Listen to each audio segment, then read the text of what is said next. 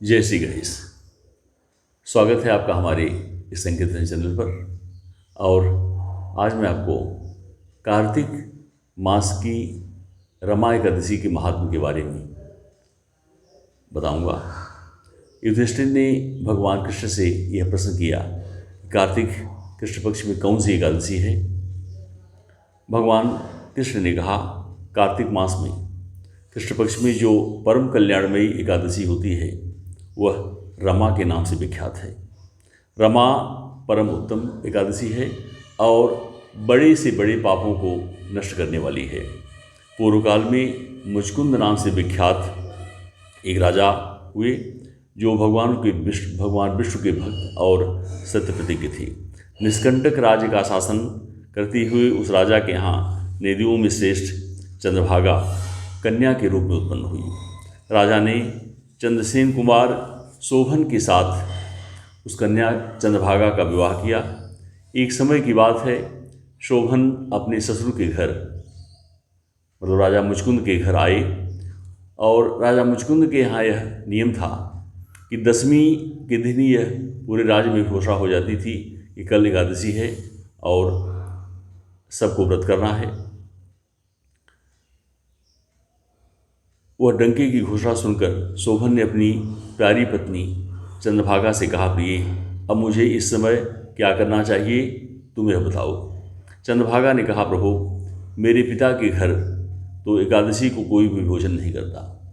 हाथी, घोड़े, हाथियों के बच्चे तथा अन्यान्य पशु भी अन्य घास तथा जल तक का आहार नहीं करने पाते, फिर मनुष्य एकादशी के दिन भोजन कैसे कर सकते हैं। प्राणनाथ, यदि आप भोजन करेंगे तो आपकी बड़ी निंदा होगी। इस प्रकार मन में विचार करके अपने चित्त को एकादशी व्रत करने के लिए दृढ़ बना लीजिए। शोभन ने कहा, प्रिय, तुम्हारा कहना सत्य है, मैं भी आज उपवास करूंगा। दैव का जैसा विधान है वैसा ही होगा। भगवान श्री कृष्ण कहते हैं, इस प्रकार दृढ़ निश्चय करके शोभन ने व्रत के नियम का पालन किया। क्षुधा से उनके शरीर में पीड़ा होने लगी, अतः वे बहुत दुखी हुई। भूख की चिंता में पड़े पड़े सूर्यास्त हो गया।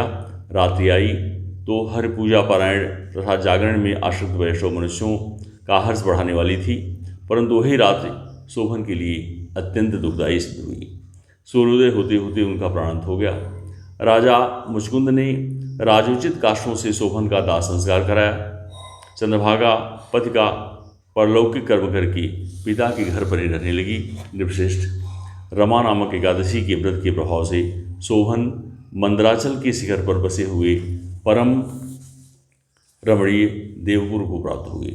वहाँ शोभन द्वितीय कुबेर की भांति शोभा पाने लगे। राजा मुचकुंद के नगर में सोमशर्मा नाम से विख्यात एक ब्राह्मण रहते थे।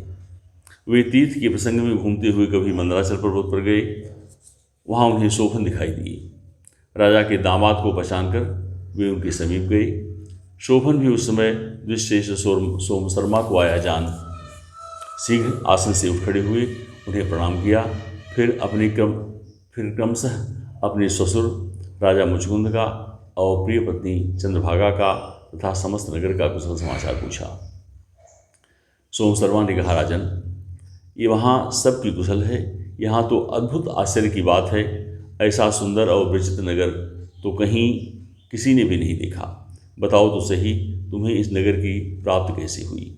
शोभन ने कहा, द्विजेंद्र, कार्तिक के कृष्ण पक्ष में जो रमा नाम की एकादशी होती है उसी का व्रत करने से मुझे ऐसे नगर की प्राप्ति हुई। ब्राह्मण, मैंने श्रद्धाहीन होकर, क्योंकि शोभन जो थे ये मुचकुंद के राज्य में श्रद्धाहीन ही थे, सब लोग कर रहे थे, इसलिए उन्हें व्रत करना पड़ा। तो उन्होंने कहा कि श्रद्धाहीन होकर मुझे इस उत्तम व्रत का अनुष्ठान करना था, इसलिए मैं ऐसा मानता हूँ कि यह नगर सदा स्थिर रहने वाला नहीं है। आप मुचकुंद की सुंदरी कन्या चंद्रभागा से यह सारा वृत्तांत कहिएगा। शोभन की बात सुनकर सोमशर्मा ब्राह्मण मुचकुंदपुर में गए और वहाँ चंद्रभागा के सामने उन्होंने सारा वृत्तांत कह सुनाया। सोमशर्मा बोले, शुभे, मैंने तुम्हारे पति को प्रत्यक्ष देखा है तथा इंद्रपुरी के समान उनके दुर्घर्ष नगर का भी अवलोकन किया। वे उसे अस्थिर बताते हैं, तुम उसको स्थिर बनाओ। चंद्रभागा ने कहा, ब्रह्मर्षि, मेरे मन में पति के दर्शन की लालसा लगी हुई है, आप मुझे वहाँ ले चलिए।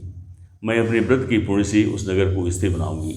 भगवान कृष्ण कहते हैं, राजन, चंद्रभागा की बात सुनकर सोम शर्मा उसे अपने साथ मंदराचल पर्वत के निकट वामदेव मुनि के आश्रम पर गए।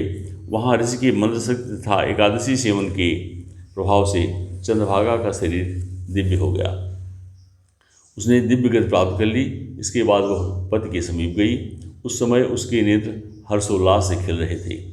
अपनी प्रिय पत्नी को आया देख शोभन को बड़ी प्रसन्नता हुई। उन्होंने उसे बुलाकर अपने वाम भाग में सिंहासन पर बिठाया। तदनंतर चंद्रभागा ने हर्ष में भरकर अपने प्रियतम से यह प्रिय वचन कहा, नाथ, मैं हित की बात कहती हूँ, सुनिए। पिता के घर में रहते समय जब मेरी अवस्था 8 वर्ष से अधिक हो गई, तभी से लेकर आज तक मैंने जो एकादशी के व्रत किए हैं, उनसे मेरे भीतर जो पुण्य संचित हुआ है, उसके प्रभाव से यह नगर कल्प के अंत तक स्थिर रहेगा तथा सब प्रकार के मनोवांछित वैभव से समृद्धशाली होगा। नृपश्रेष्ठ, इस प्रकार रमा एकादशी के व्रत के प्रभाव से चंद्रभागा दिव्य भोग, दिव्य रूप और दिव्य आभूषणों से विभूषित हो अपने पति के साथ मंदराचल के शिखर पर विहार करने लगी।